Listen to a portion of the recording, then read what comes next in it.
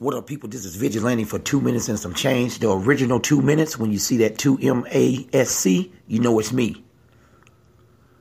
Divided, we fall. I think about what's going on with Kaepernick. And it amazes me that baseball players, basketball players, and other athletes ain't all coming together to form Voltron. See, people will whisper in their rooms or whisper behind closed doors that they support him, but nobody's really standing, out to say that I support what Kaepernick doing and the plight that is happening with black men, whether it be police brutality and other things that's hurting black people.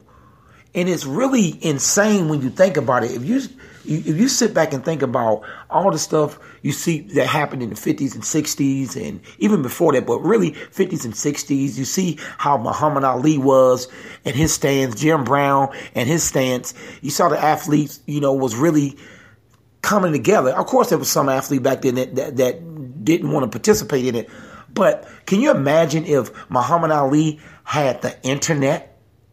Can you imagine if you think he's big now, if he had the internet, Facebook, Twitter, YouTube, Snapchat, Instagram, Muhammad Ali, and the message he had, even though he went across the world without the internet, can you imagine? So fast forward to these times when we got a lot of things happening to us. And there's a lot of power in sports. Why? Because people would do anything for sport. They will tattoo their favorite team, and though that team really cares about them, we were arguing in barbershops all day long about who's the best athlete, who's the best running back, who's the best basketball player, Kobe, LeBron, Michael Jordan. But yet, at the end of the day, it's almost like we're still divided, because with all the things that we should have learned from history, especially athlete as well as people in the community. I told y'all yesterday that I'm going to update things that I do so I don't just keep trolling for a revolution.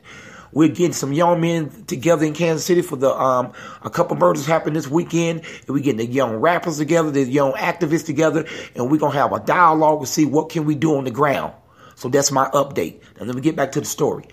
So for me, to see these different athletes, only a few just stepping out, shows the power of the system versus the power versus us being so powerless.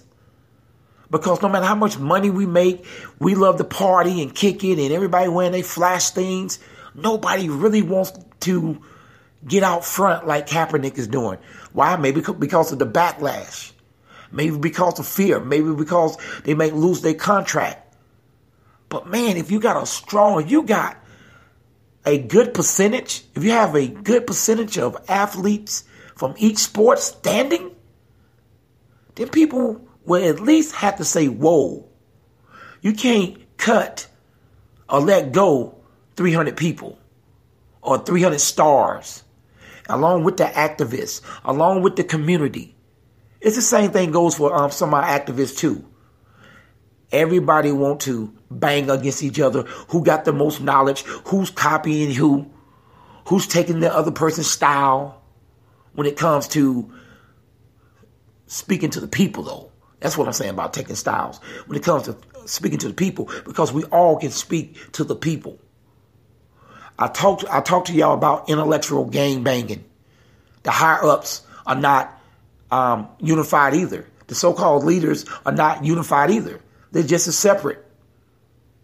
But man, watching this Kaepernick thing and seeing real racism unfold in front of your face, and we still not really doing nothing, it's a sad state, in the mindset of where we need to be from where we were during Muhammad Ali times, Jim Brown times. That's all I'm saying. Just a thought. Tell me what you think. I'm up early in the morning, so you know how it goes. This has been Vigilante for 2 minutes and some change. I went way over looking for change. Out.